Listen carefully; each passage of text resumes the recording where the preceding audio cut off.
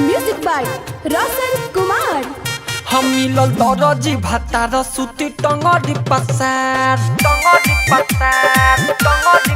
हम मिलल दरजी भातार सुती टंगड़ी पसार मिलल दरजी भातार सुती टंगड़ी पसार उहे हमर सियता बे ए सखी उहे हमर सियता बे उहे देता फार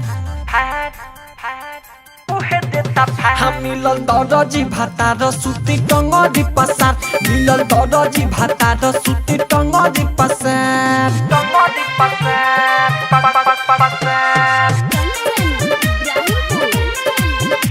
माँ Gayatri recording studio Raja Parsoni. Music by Roshan Kumar. हाँ बटन वाला चोली कबो हुक वाला पेन्ही रे सोनिया जी से मजा तीनों बेरा सखिली रे हाँ बटन वाला चोली कबो हुक वाला पेन्ही रे सोनिया जी से मजा तीनों बेरा सखिली रे दाल भात पर सब्जी औरी दाल भात पर सब्जी औरी दिहिले अचार हम मिलल दरजी भातार सुती टंगड़ी पसार मिलल दरजी भातार सुती टंगड़ी पसार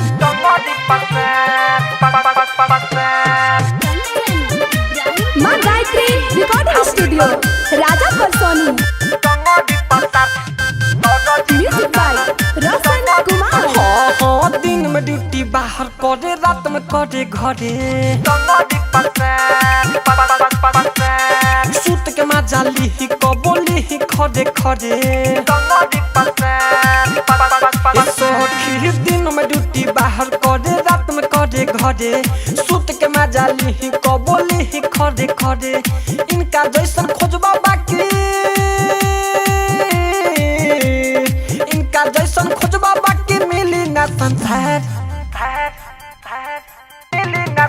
हम मिलल दरजी भातार सुती टंगड़ी पसार मिलल दरजी भातार सुती टंगड़ी पसार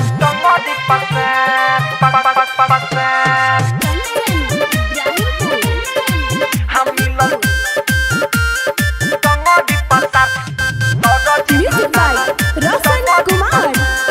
रोशन राहुल जी के कहिल रहे अगुआई गौतम गोलू देवरा भिया बता देख मोई